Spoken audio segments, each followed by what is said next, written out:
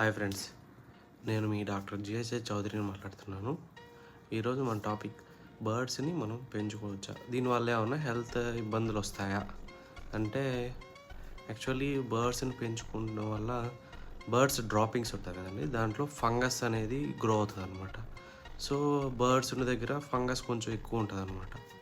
ఓకేనా. ఇప్పుడు ఎవరన్నా ఇంట్లో డయాబెటిక్ పేషెంట్ కానీ, ఏదైనా ఇమ్యూనో కాంప్రమైజ్డ్ పేషెంట్ కానీ, లేకపోతే ఎవరన్నా ఇట్లా క్యాన్సర్ ట్రీట్మెంట్ తీసుకున్న పేషెంట్లో కానీ, ఓల్డ్ ఏజ్ పీపుల్లో కానీ ఇట్లా ఇమ్యూనిటీ అనేది చాలా తక్కువ ఉంటుంది అనమాట. వాళ్ళకి ఈ ఫంగస్ అనేది ఈజీగా అటాక్ అయ్యి ఒక సిస్టమిక్ ఇన్ఫెక్షన్ లాగా వచ్చి ఊపిరితిత్తులంతా ఇబ్బంది వచ్చేస్తుంది అనమాట.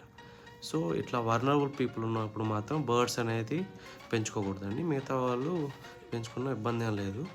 ప్లస్ ఇట్లా ఎక్కువ వర్నరబుల్ పీపుల్ ఏం చేయాలంటే వాళ్ళు వ్యాక్సినేషన్ చేయించుకుంటే బెస్ట్ అనమాట. Pneumococcal influenza vaccine for their benefits. Thanks for watching.